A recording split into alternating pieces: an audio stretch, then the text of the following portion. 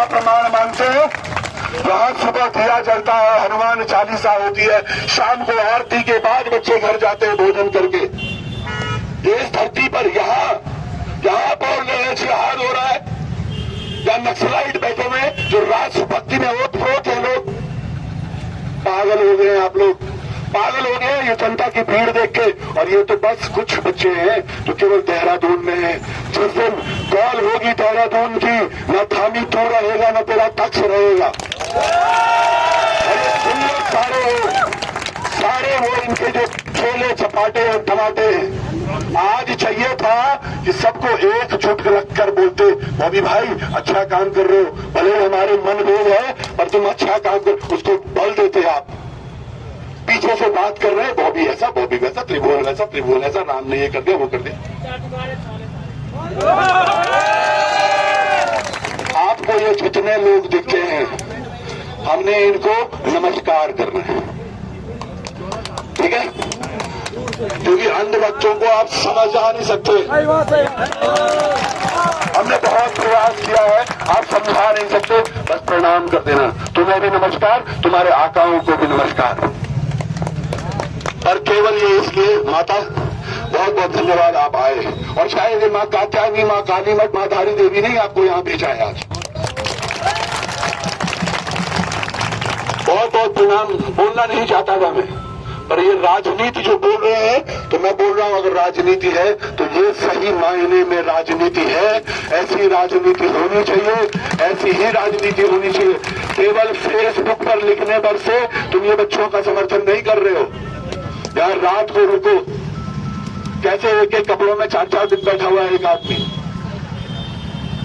कल यहाँ पे कईयों ने भाषण में भी बोला, बच्चों मैं आपके बीच रुकूंगा, कहां से तुम भाग्य केवल भाषण दिया, फेसबुक पे लाइव हो गया, चलो घर। अच्छी बात है आप आ रहे हैं, सम्मान है, पर हर वाक्य उतना ही बोलो जितना आप निभा पाओ। ये नेता वही तो करते हैं, ये वो बोलते हैं जो इन्होंने केवल फेंकने के लिए बोलना है। वाक्य उतना जो निभा पाओ। यहाँ अगर किसी बच्चे पर कभी कोई आती है आफत, सबसे पहले गोली या लाठी मैं खाऊंगा, ये मेरा वाक्य और कमिटमेंट भी है।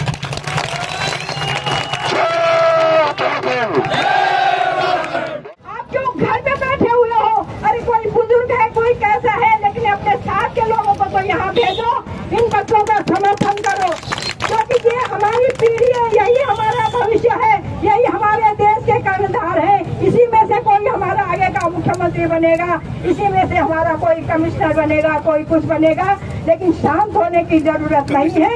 और मैं इन नौजवान साथियों को कहना चाहती हूँ कि ये जो आंदोलन आपने खड़ा किया है ये रुकना नहीं चाहिए। अगर रुक गए तो हट गए, आपकी मांगे नहीं सुनी जाएंगी। क्योंकि हम जब आंदोलन में कहते थे तो मैं बडौनी जी की एक बात को याद करती हूँ, जब हम जगह जगह मीटिंग करते थे तो वो कहते थे कि ये क्या है, इस यज्ञ में अपनी आहुति दे दो। और उसका परिणाम मैं आज देख रही हूँ, जिन लोगों ने उस यज्ञ में अपना आंदोलन दिया वो आंदोलनकारी चिन्हित हो गए, और जो नहीं हुए उनकी आज फौज खड़ी होती है फौजियों के नाम से कि हमें भी आंदोलनकारी बना दो। ये पागल ही बैठे हैं, जानते हैं हम कौन आंदोलनकारी है कौन नहीं है। जो सच्चे आंदोलनकारी है उस समय के वो तो आज 70-80 से ऊपर के हो गए, लेकिन नौजवानों की ऐसी फौज खड़ी हो रही है जो नहीं थे। तो मैं बेरोजगार सबको भी बताना चाहती हूँ कि आपको भी इस बात को ध्यान में रखना पड़ेगा कि जो आपके साथ में समर्थन कर रहा है उसको भी आप चिन्हित करिए। क्योंकि जब राम सेतु बना था तो उसमें गिलहरी ने भी अपना एक योगदान दिया था। वो बेचारी इतनी सी गिलहरी और मिट्टी को ले जाके उस राम सेतु में डालती थी। तो इस सेतु में और इस आंदोलन में अपनी आहुति देने का काम ये लोग करेंगे, ये समाज करेगा। मेरा तो पूरा समर्थन है, क्योंकि मैं एक आंदोलनकारी हूँ, स्वतंत्रता संग्राम सेनानी की बेटी हूँ। हम सुभाष चंद्र बोस के उसके पीढ़ी के लोग हैं।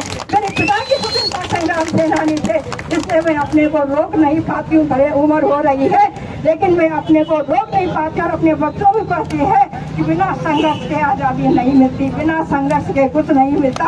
ये हमारी लड़ाई नहीं है, ये हमारे हक का है कि हमें अपने हक को लेना है, अपने बेरोजगारों के हक को लेना है। हमारा किसी से कोई विरोध नहीं है। कल अभी तुम हमारी ज्यादा दिखा दिया मैंने फेसबुक में। अगर इन बातों को मान लेते हो तो कहीं यही बात हमारी जयकार में करेंगे।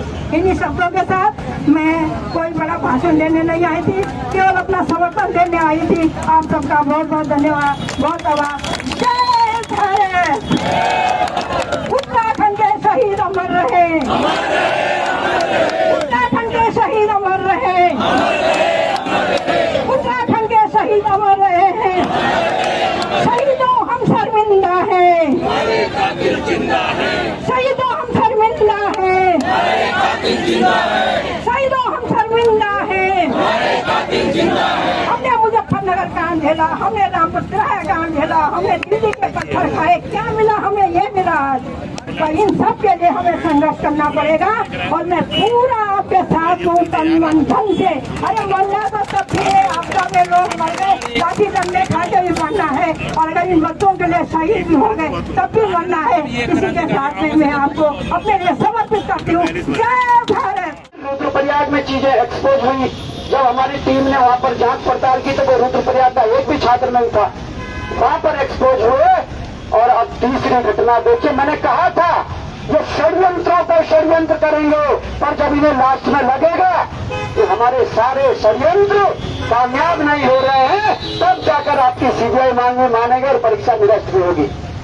और एक तीसरा षड्यंत्र कैसे हो रहा है, 1 मिनट की बात बोलूंगा।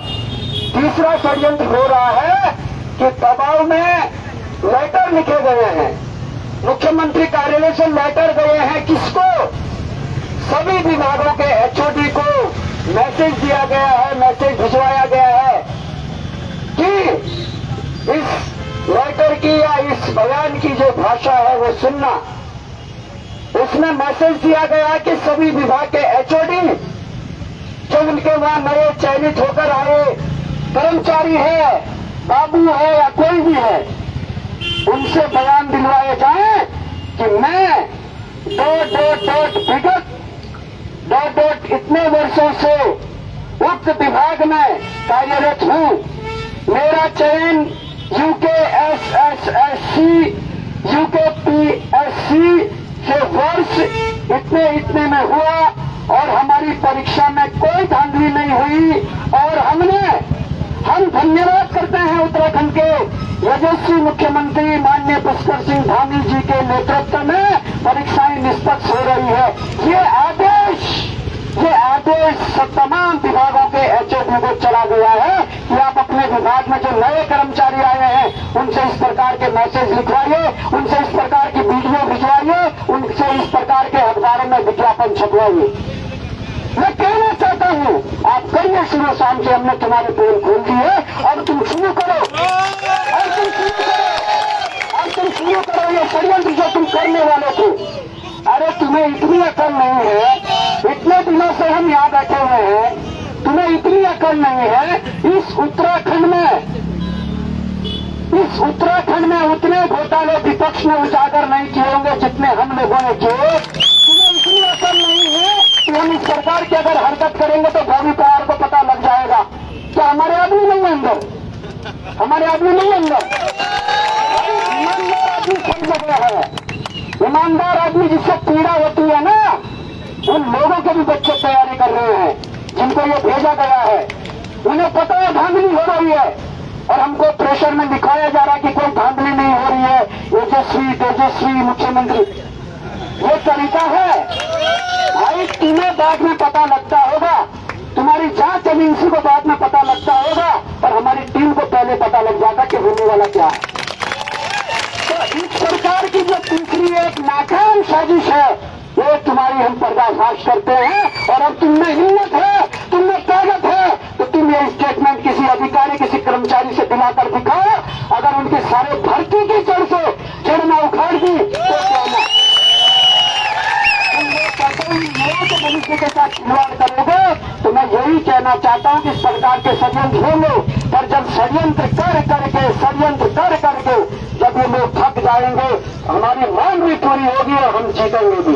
जय हिंद, जय भारत, जय उत्तराखंड।